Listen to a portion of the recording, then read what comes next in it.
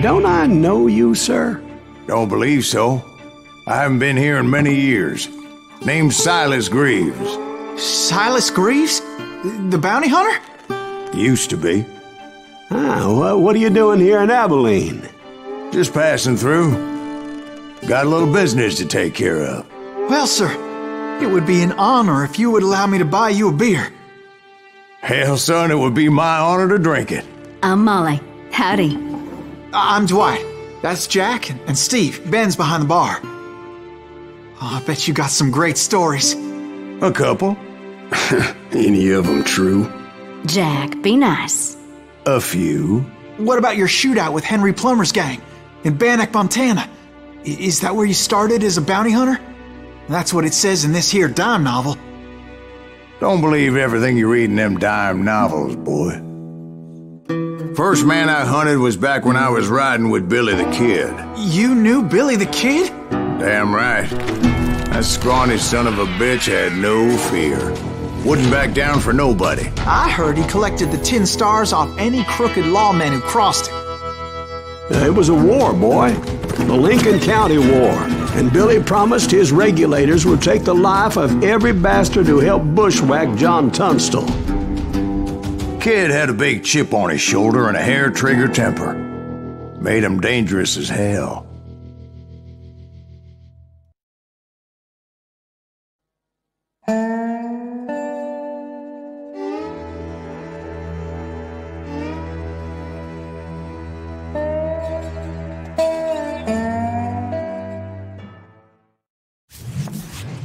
It was about 30 years ago. Billy was hiding out in an abandoned farm near Stinking Springs. I threw in with the kid because the man I had sworn vengeance on was riding with Billy's enemies. But before I tell you why I want that sumbitch dead, let me tell you what happened that day. I was heading back to the hideout when suddenly I had this funny feeling. Funny, ha-ha? No, Steve. The other kind of funny.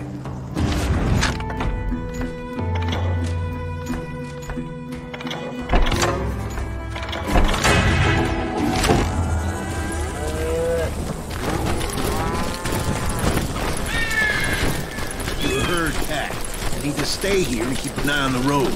I knew those two morons would never let me through. I had no choice. What the hell? Shoot that sumbitch! Was it Pat Garrett's posse? Oh yeah. I heard the shots and I knew I had to move fast. They're coming from the rear! Garrett and his army of deputies had surrounded the entire homestead. I decided to help Billy and the boys out. So that's just what I did. As the governor of New Mexico was paying for the kid's apprehension, Garrett was able to hire every gun hand in Lincoln County.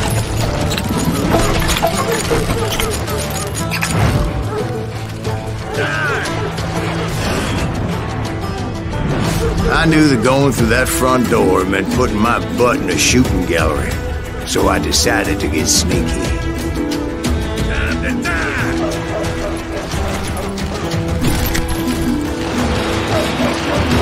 Watch out! He's one of them! God damn it, he's right behind us! Where the hell's Garrett? He's never around when you need him. Garrett's men were running around like a bunch of chickens with their heads cut off. I'll do you my best. Still, one of them reached the water tower. Not a bad idea. It would be a turkey shoot from up there. Luckily, these shooters Garrett hired weren't the sharpest tools in the shed. The right position is very important. Personally, I prefer to be on top.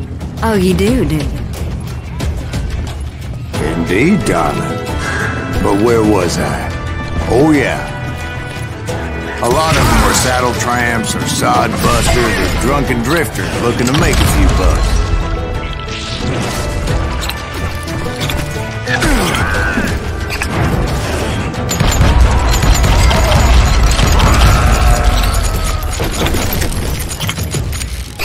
Then, I heard a friendly voice yelling at me from the window. Back door! We'll cover you! Try aiming, you idiots! Truth be told, things weren't much better behind the house. Watch your flank! I cut their numbers in half, but that just made the ones that were left twice as mad.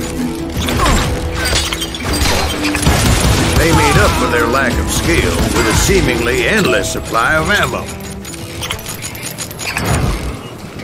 It was a bit of a slog, but I finally fought my way around the back of the house. And like that, I was inside, none the worse for wear. I passed Dirty Dave. And upstairs I found Billy and Charlie Beaudry.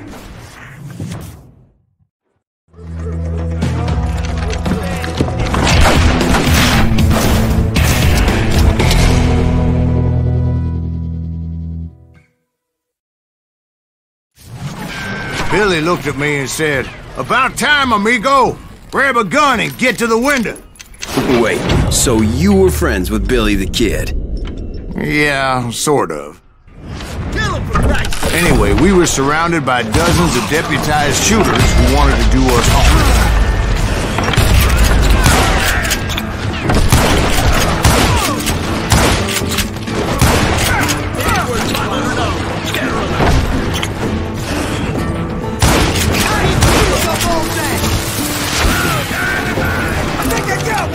I'm telling you, Garrett's men were dropping like flies, but they just kept on coming.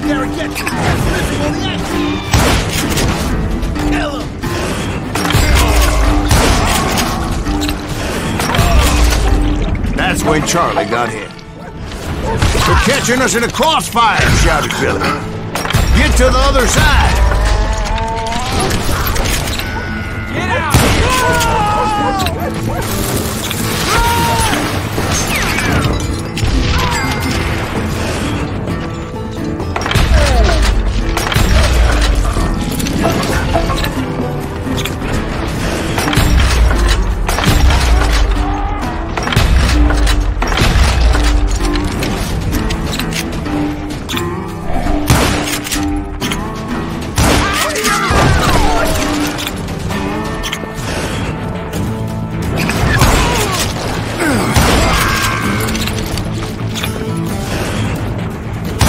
I don't know how many of those cocksuckers I personally put down, but it was pretty clear, even to Billy, that maybe discretion was the better part of valor.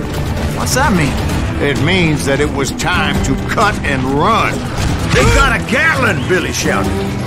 "Get the horses and bring them round back. I'll draw their attention." He directed that order at me, and I thought, why the hell do I have to do it?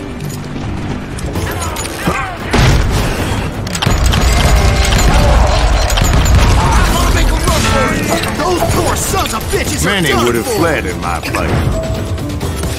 But I had that false sense of invincibility that many young men have. Like Jack here. What are you saying, old man? Jack is just joshing with you. Yeah, he better be. Mr. Graves, please continue. Please, call me Silas, ma'am. Now, where was I? You were heading for the barn. Making my way past a passel of fallen foes.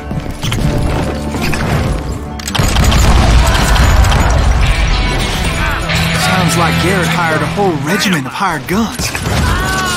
Yeah, and just when I thought I was done with them, more of these hapless bastards would pop up.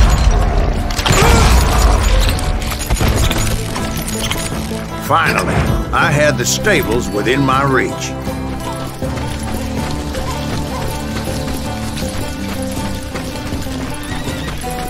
And that's when I met Sheriff Pat Garrett. I read that you went toe-to-toe with him, sir. That backstabbing bastard with that tacked-on tin star.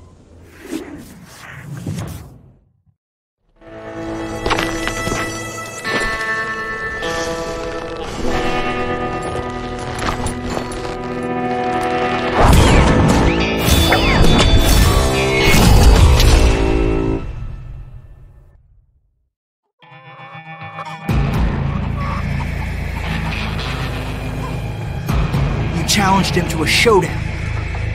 You read that in a dime novel? It said he showed no fear as he took your measure with eyes like a rattlesnake.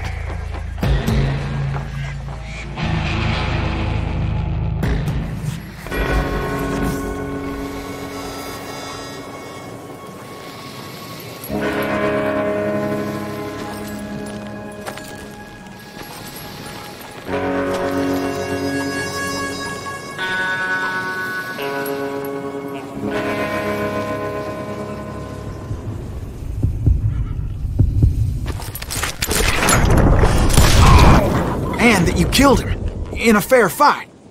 Is that what that Penny Dreadful said? No, boy. That ain't what I meant when I said I met Pat Garrett. So let me start again. I finally reached those damn stables.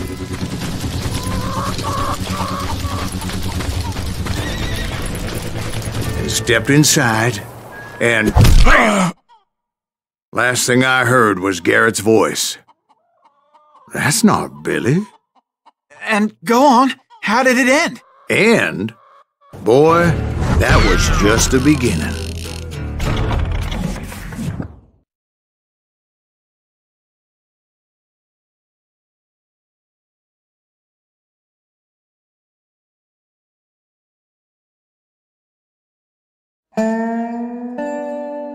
So what happened? Did Garrett arrest you? Yeah, after I came to, the bastard had clocked me with his Colt.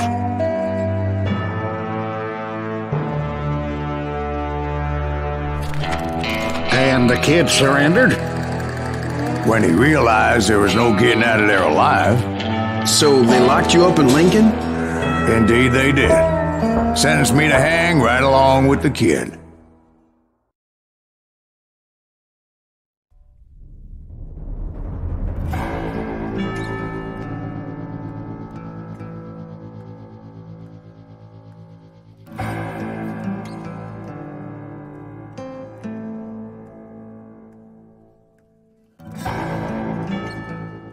It's important to know that I was only riding with Billy so I could find the bastard I was after.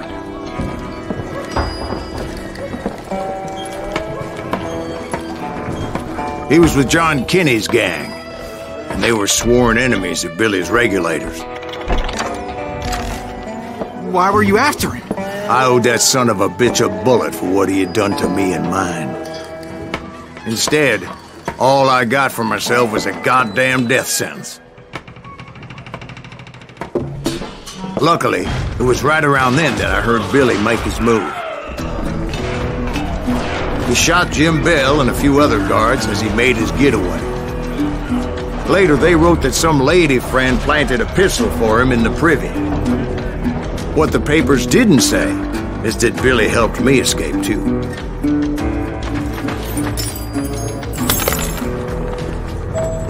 My first order of business was finding a firearm.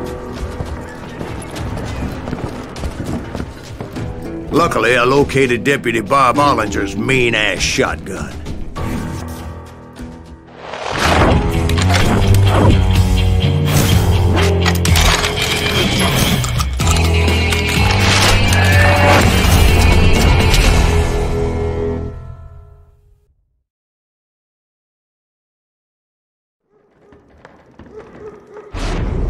I saw Billy through the window, and he yelled that I should take to the rooftops to make my escape. So I did. Anybody see that murderer? Hell yeah. That scatter gun was like a double-barreled howitzer. It could blow a man clear off his feet. You hardly had to aim the damn thing. Guards were everywhere looking for him. Can't let the kid get away.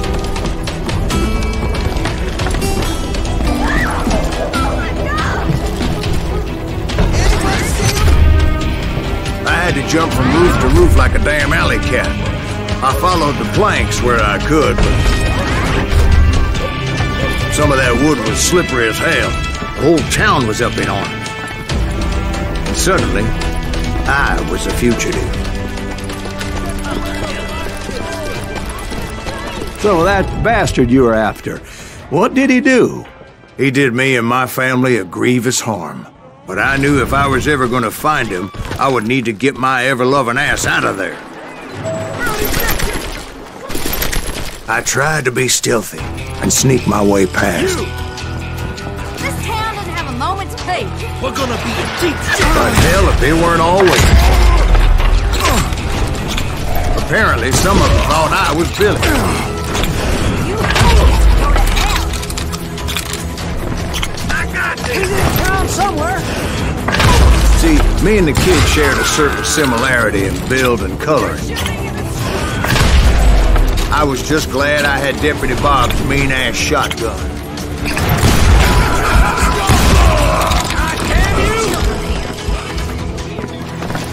So much lead was whizzing by my head, it was like everyone in Lincoln wanted to put me in the ground.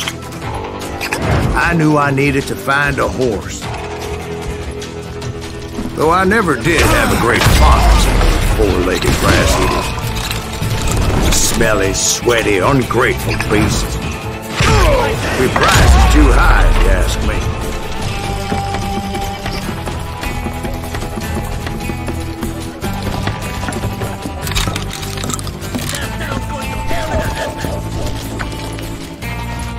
But where was the kid while you were busy getting shot at?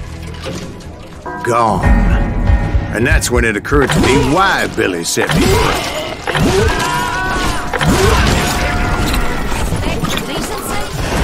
So I could be a hapless decoy and draw attention while he snuck out of town.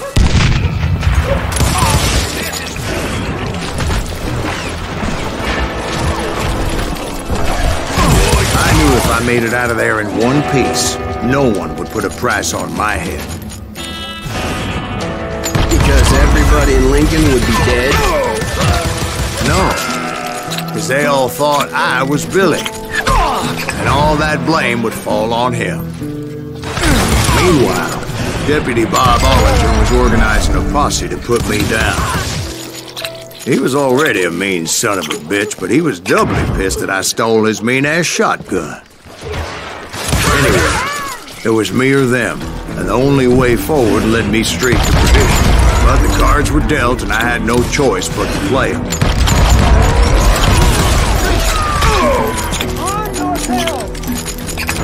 How the hell did he get away?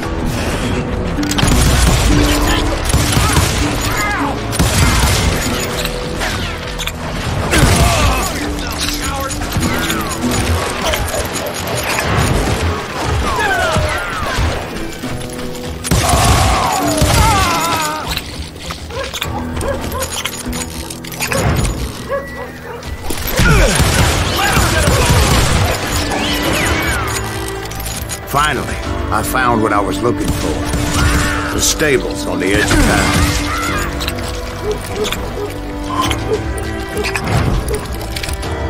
I guess Billy saved your ass, taking out Bob Ollinger the way he did. Billy didn't kill Bob. Sure he did. He dispatched him right after he shot Deputy Bell. No, sir. Because Bob came right up behind me, angry as hell that Billy had lit out. "Hello, Bob," I said. "I think you better let me go." And he says, "I don't think so, boy. Not with my shotgun." So we stood there in the middle of the street, eyeball to eyeball. He intended to kill me, and I knew I had no choice but to defend myself.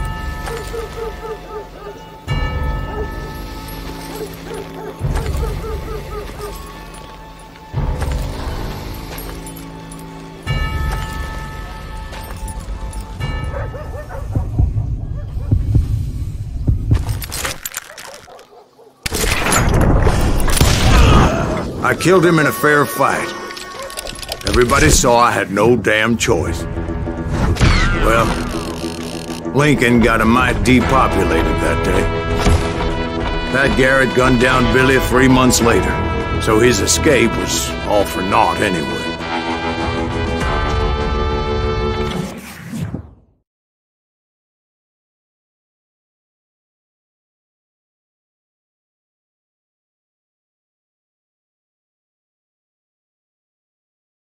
So where'd you go after Lincoln? Mexico. Until I realized nobody was looking for me. I ended up taking a job at the Rurales. The Mexican Rurales? I was hired to help them track down the cowboys. The most vicious outlaw gang in Cochise County? Curly Bill Brocious? Johnny Ringo? Led by old man Clanton himself. They must have paid you a pretty penny to take them hombres on. Not really. But truth be told, I had my own reasons for going after those boys.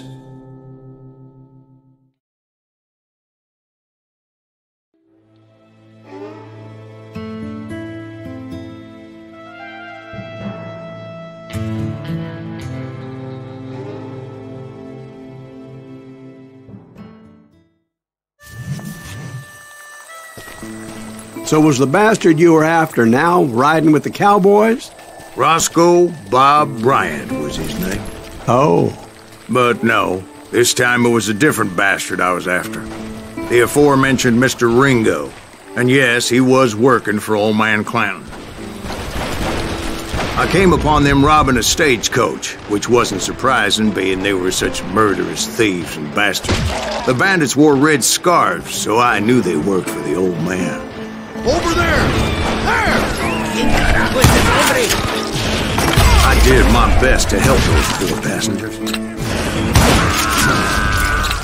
Moments later, the attackers were dead, and I checked the stagecoach to see how many passengers were still breathing.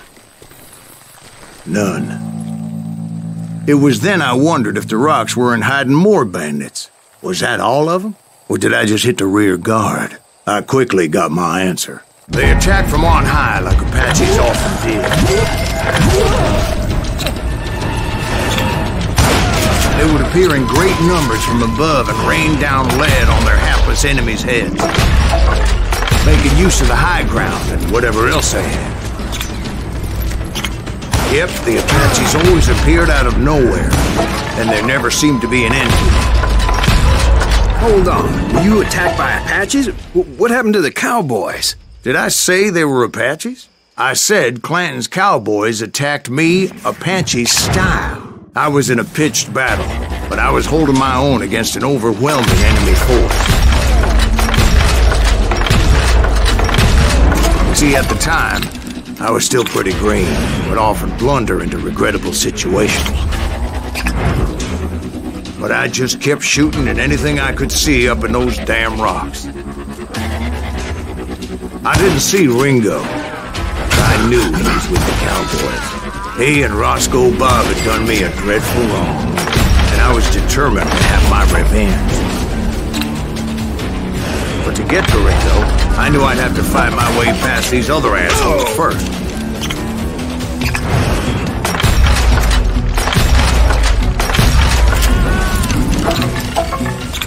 Unfortunately, I was running out of ammo.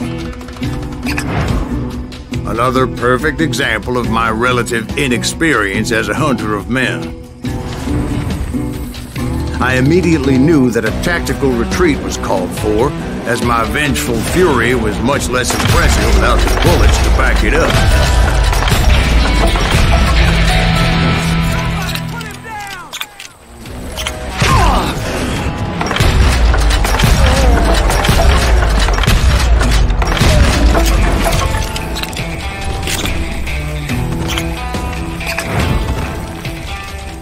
Finally, they managed to corner me.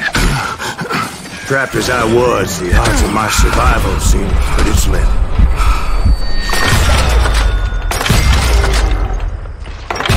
Kill him!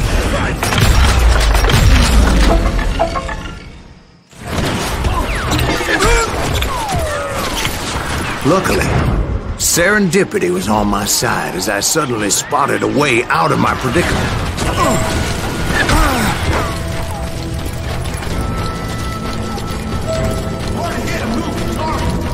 I ran ahead as if the devil himself was after me. Bullets were whizzing by my ears, but I wasn't about to roll over and die. I just kept running like there was no tomorrow. Because there wouldn't be if Clanton and his men caught up with me. As I was scurrying around those caves, I thought, what was I thinking? Going up against a gang like this?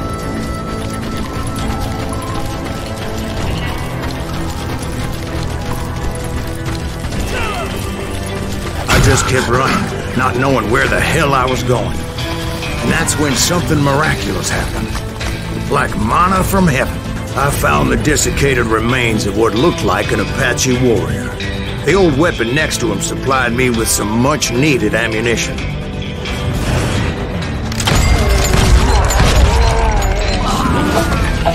Bat Masterson once told me it was more important to be lucky than good, and he would know.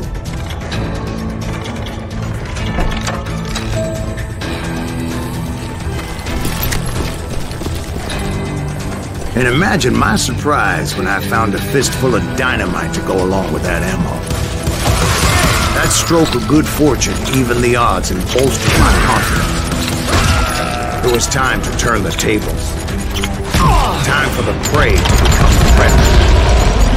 Time for the hunted to become the hunter. Time.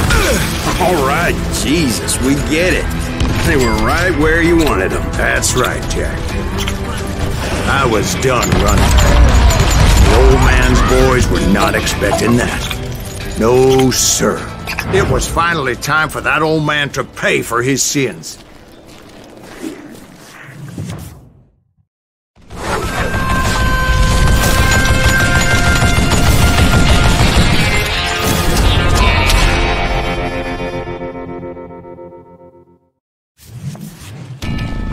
I yelled out at the top of my lungs, "Clanton, I'm coming for you!" A little stealth might have made more sense, to be perfectly honest. Because that old fool had a Gatling gun and enough bullets to last him till kingdom come. But I knew I could not let that deter me. Not if I was to find and kill Ringo. I needed to get that old man off that gun.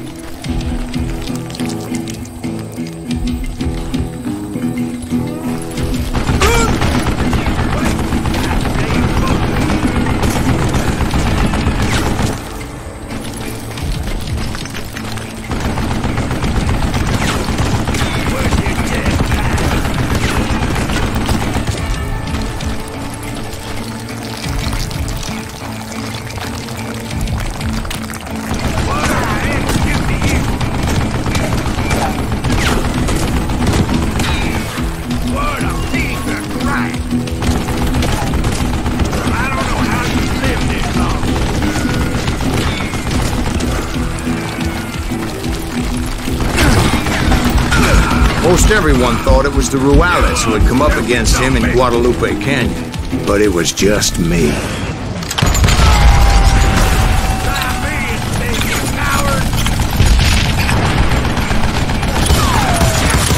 Damn contraption, damn to death! Wait! Goddamn bullet!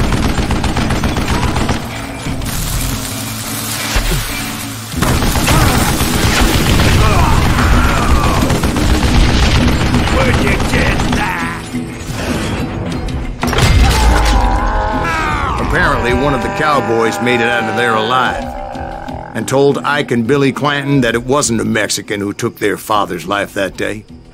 They just assumed it was one of the Earps, and that little misunderstanding eventually led to that legendary gunfight at the OK Corral.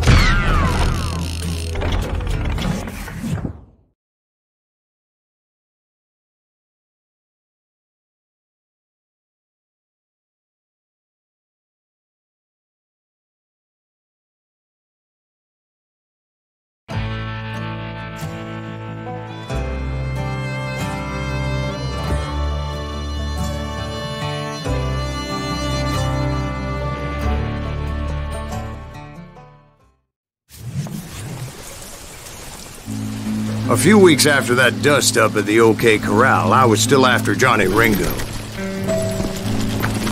I had tracked him and the cowboys to their hideout at a sawmill, and they were loaded for bear. So, what exactly did Johnny Ringo do to piss you off? Well, him and that other bastard. Roscoe Bob Bryant? Yep. They both deserve to die, and I promise I'll tell you why. Earp's coming! Get ready, boys. First, I need to tell you about the Cowboys' new boss, Curly Bill Brocious. Curly Bill took charge of the cowboys upon the old man's demise. And after that gunfight at the OK Corral, the Clantons wanted revenge. So they murdered Morgan Earp and grievously wounded his older brother, Virgil.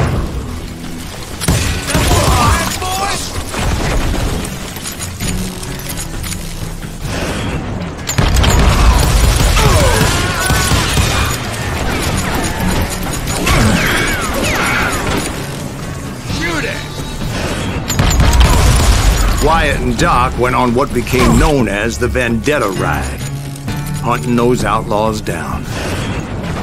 So when I showed up, that's who they thought I was.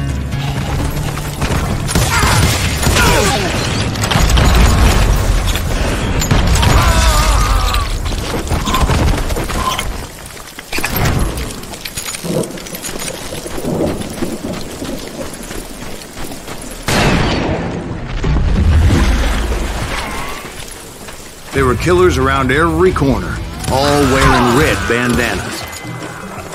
That's how the cowboys identified each other, and I was beginning to wish I had one myself.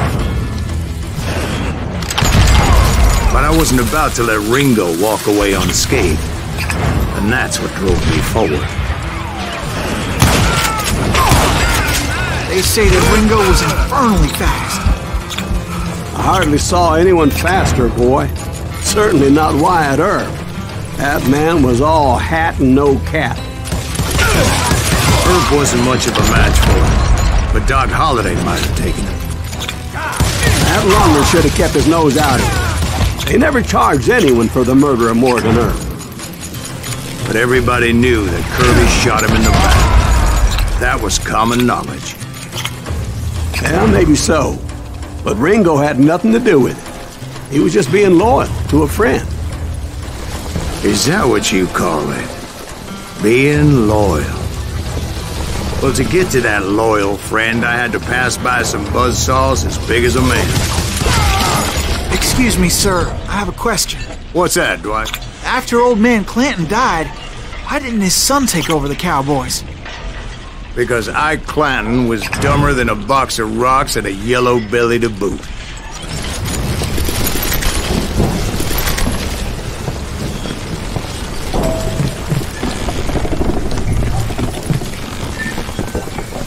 Now, where was I? Taking down the entire cowboy gang single-handed. Indeed I was, Jack.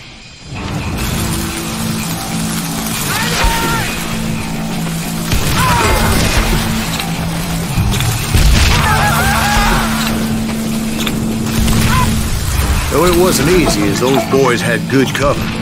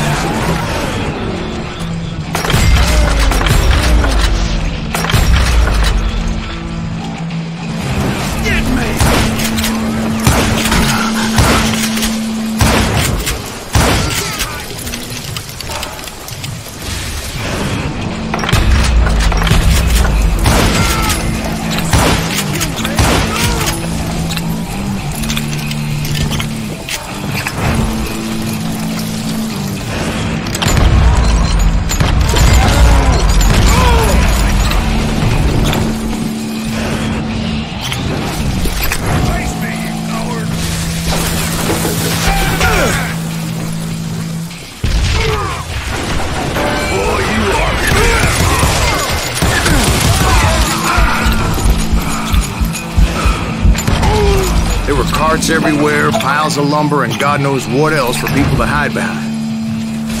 That really was one hell of a sawmill. Quite an impressive operation. And where was Curly Bill? Did you see him? I'm about to get to that, Ben. Patience. I'm painting a picture here. There was this beautiful waterfall and a crystal clear stream that led to a verdant valley that was truly... Consider your picture painted. What happened next? Well, finally the bastards that were still alive made a last stand.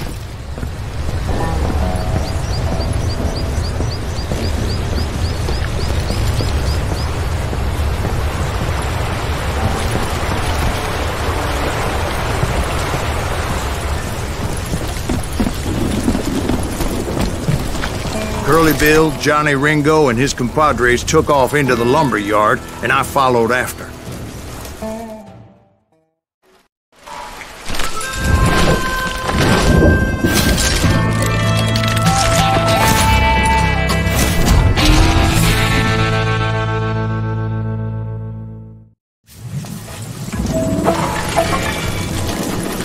Are you saying they ran? Cowardice was not in Ringo nor Curly Bill's nature. No, sir. I never said they were running scared. They just wanted me out in the open. Time to dance with the devil! You working for Wyatt Earp? Did that sumbitch Earp send you to kill me? You want some more?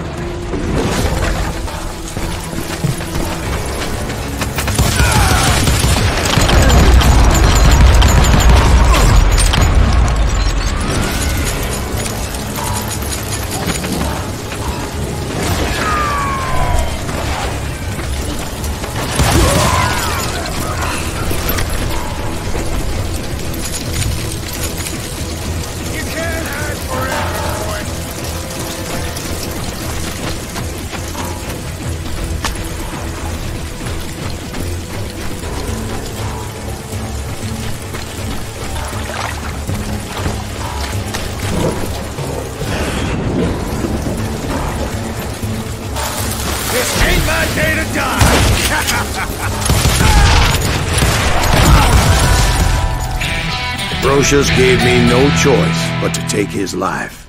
But Ringo was nowhere to be found. I knew you didn't kill Ringo, because he was found dead in a different location altogether. To this day, his killer is still unknown. Indeed. Took me a few months before I finally tracked his ass to West Turkey Creek Canyon.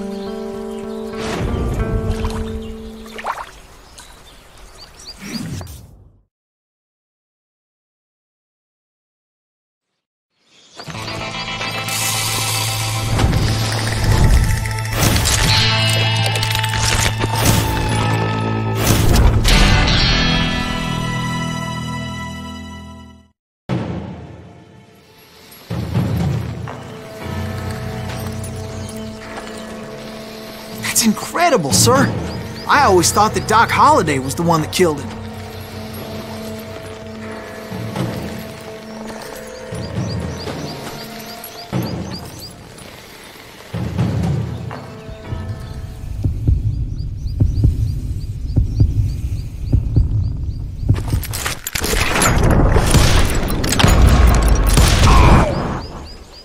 Sorry I had to ruin the legend for you, boy.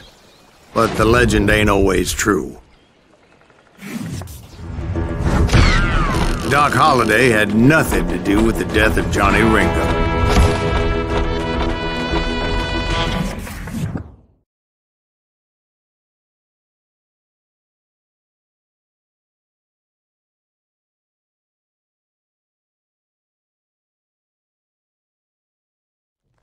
I was paid a healthy bounty for Ringo and Curly Bill, and realized there was real money to be made. That's why I went after Henry Plummer.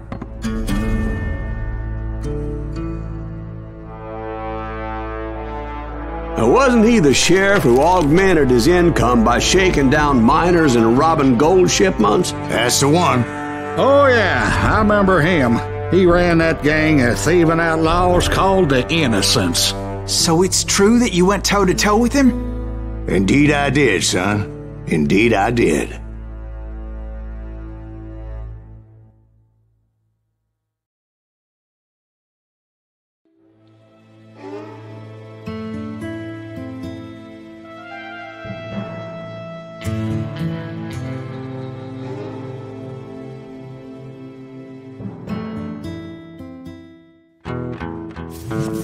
I knew I needed resources if I was going to track down Roscoe Bob Bryant. And hunting Plummer looked like a good way to get rich quick. As the local vigilantes exposed him as the leader of the bandits, and put a generous price on his head. Plummer rallied his gang to plunder one last gold mine before making their escape.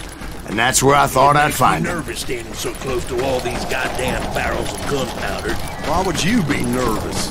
No one has the cojones to come after us. As long as you don't light up a cigar. As my late father pointed out to me more than once, God made men. Samuel Colt made them equal.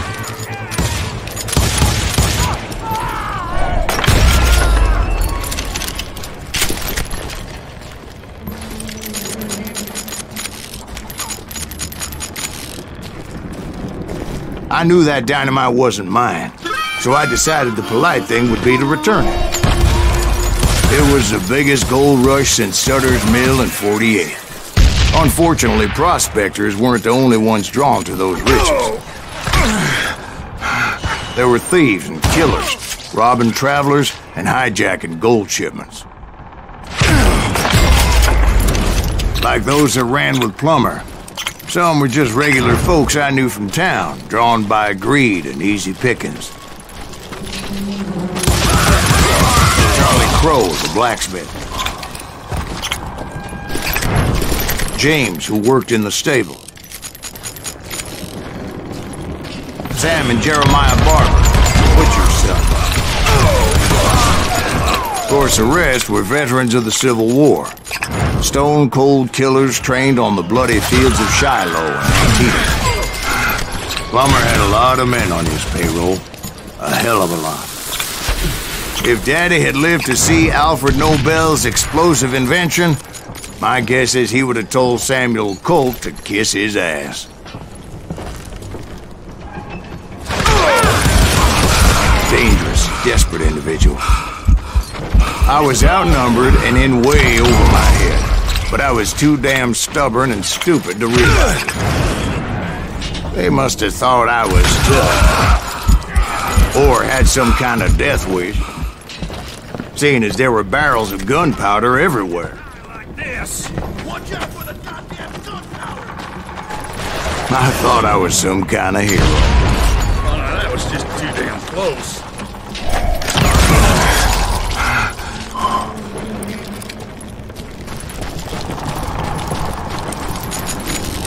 I finally made it past and headed on to meet my destiny. But first, I had something I needed to figure out. I had a few ideas on how to get into that mine, but once I made my decision, I knew there was no turning back. So my first thought was to enter the nearest mine portal. I saw an entrance. Made sense. It was the quickest way in, but that also made it more dangerous. There would undoubtedly be enemy pickets posted along the way.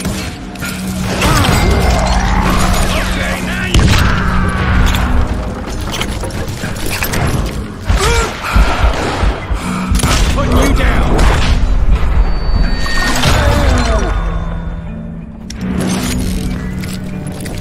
Besides, once you enter a mine like that, it's easy to get all turned around.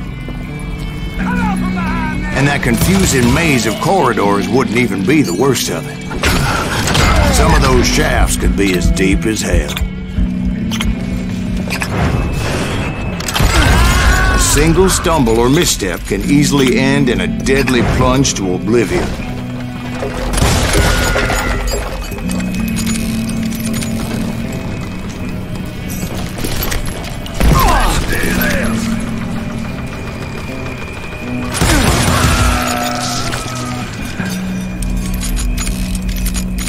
Quick reflexes often make up for a lack of common sense. Luckily, I was never one to be easily bushwhacked. I would just need to be careful not to blow myself to kingdom come. With all that gunpowder and dynamite everywhere, a body has to know what he's shooting at. Had enough.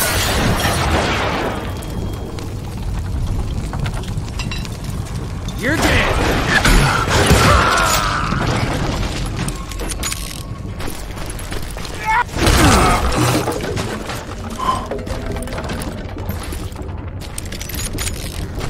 One wrong bullet could have turned that mine into a dad-blasted tomb.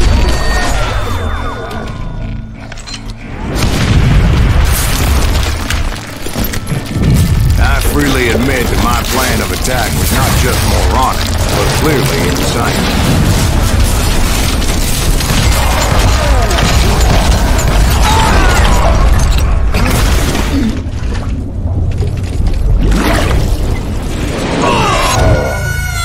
It's a good thing that I abandoned that ridiculous plan before I even tried it.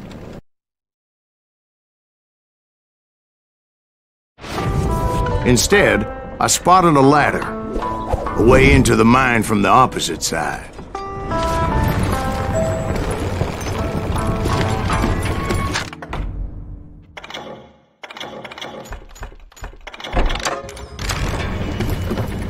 It was a long way around, but that approach seemed more sensible at the time.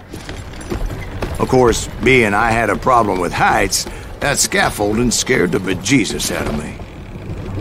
Climbing down that ladder required some caution, because even though I had a younger man's reflexes, no man can dodge a damn bullet while climbing down a rickety ladder. I needed to make a leap of faith. I was determined not to give up, however, as Sheriff Plummer seemed quite the despicable character. When the vigilantes discovered what the sheriff was up to, people were outraged. That 10,000 they put on his head would go a long way to helping me find old Bob. And I had made it my mission to settle that score come hell or high water.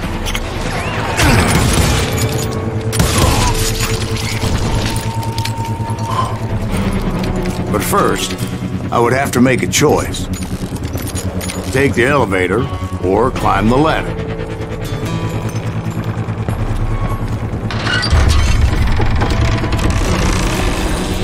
I picked the more convenient and more dangerous route.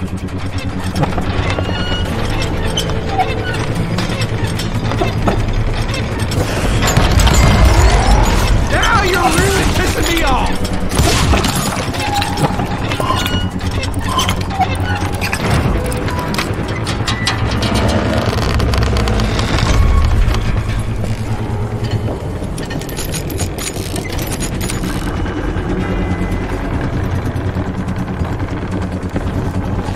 Plummer was a mad dog killer, and the people of Nevada City deserved better.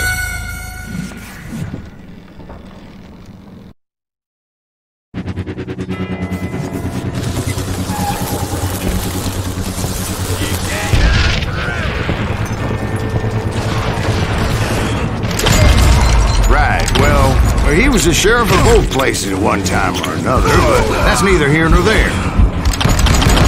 The point was, taking him down would save a lot of lives, including my own.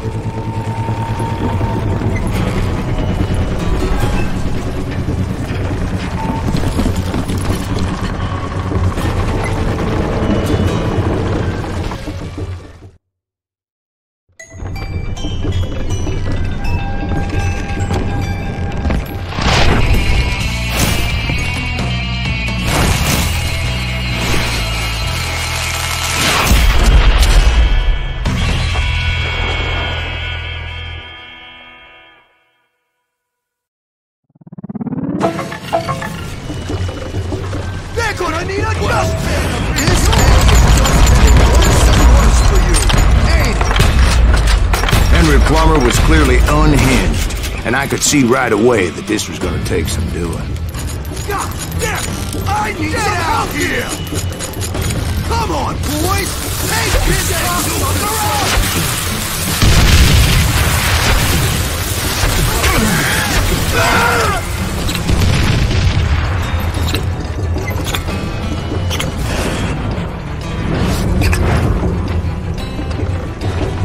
They're gonna bury you in a million pieces! I'm putting all medieval on your ass! I got a lot more dynamite than you! These cocksuckers smarter than you!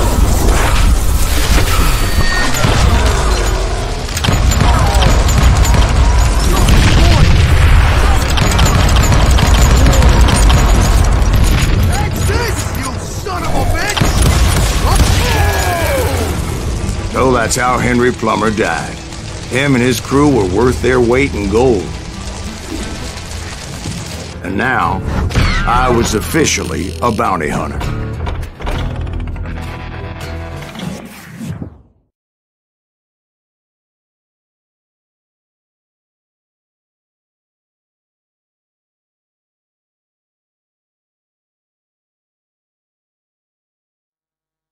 So, did you finally go after that Bob feller? Well, I heard word he was in Kansas with John Wesley Hardin. So that's where I went. Where in Kansas? Abilene. Why do you ask, Ben? No reason. Was Hardin as fast as Ringo? Ringo was fast, but John Wesley was as fast as the devil himself.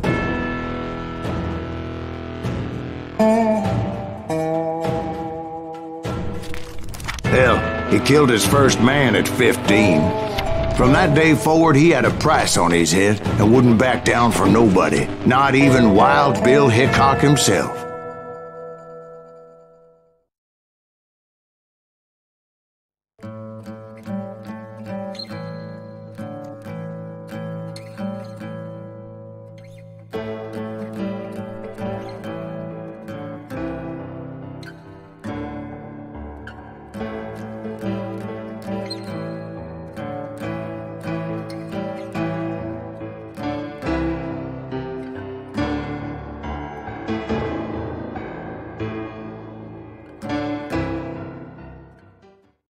I dodged death many a time, and that night in Abilene was no different.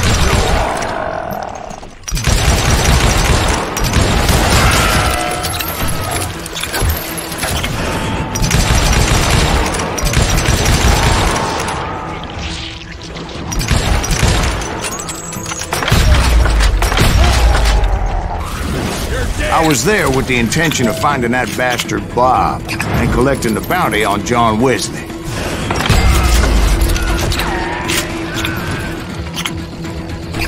I thought the Texas Rangers got Hardin. Yeah, that's what they want you to believe.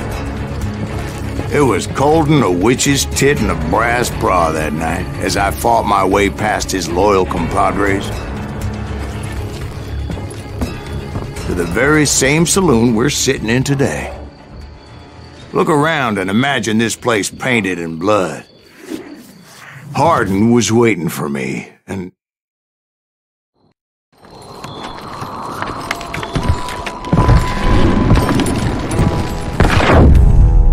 wait, I'm jumping the gun here. Let me back up and give you some background on this sumbitch. He deserves that much. Don't you think so, Ben? John Wesley Hardin was a killer. By the end, he confessed to taking the lives of 42 men. Fathers and husbands, brothers and sons, men with families who cared about them. He was a bona fide folk hero by then, and had amassed a gang of armed miscreants and other assorted thugs. He and his men set up camp outside of town, and I was hoping Bob was among them. God damn it! Shoot that son of a bitch! They didn't ask why I was there. They knew. I had to spill a lot of blood to find out Hardin wasn't in that camp. He was carousing in town with his closest friends. Hardin's boys apparently didn't want me to reach the bull's head. Some were hightailing it into town to inform their jefe of my unwelcome presence.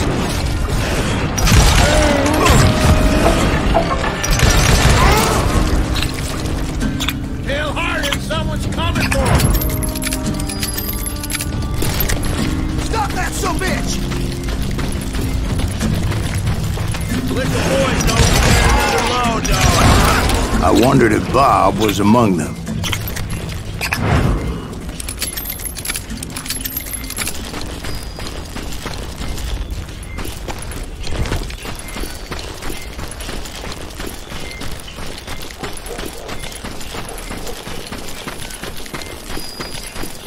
And I steeled myself for the fight ahead. For as good as I was, deep down I wondered if John Wesley wasn't just a little bit better.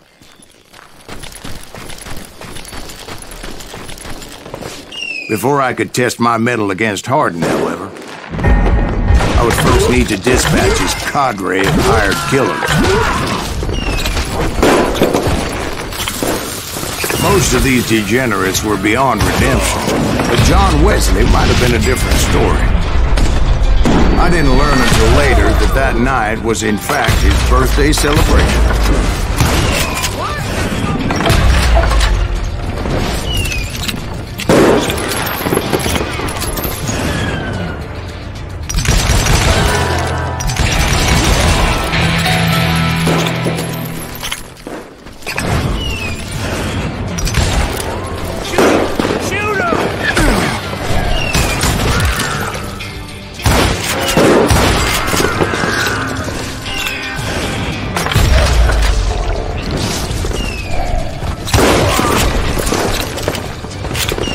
I think I already mentioned that I found Hardin in this very saloon. Suffice it to say, nobody there was happy to see me. In fact, I felt a certain hostility.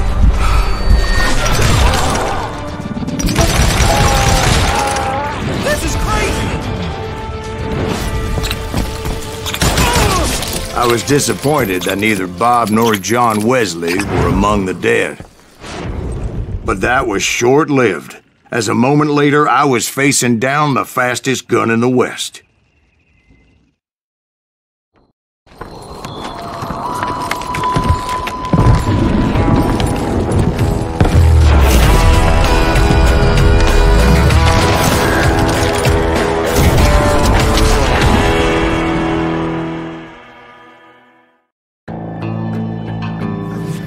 I felt a bolt of adrenaline, or maybe that was fear. He was well known for his tricks, and I knew I'd need my own if I was ever to defeat him.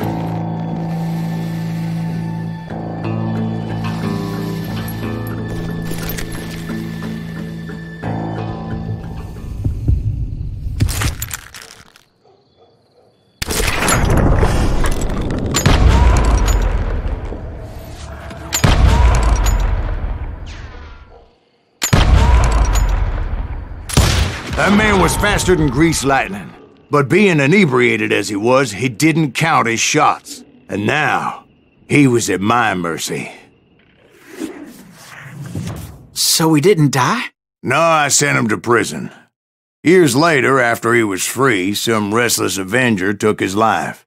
Shot him in the back in a saloon just like this one. Anybody up for another beer? Ben?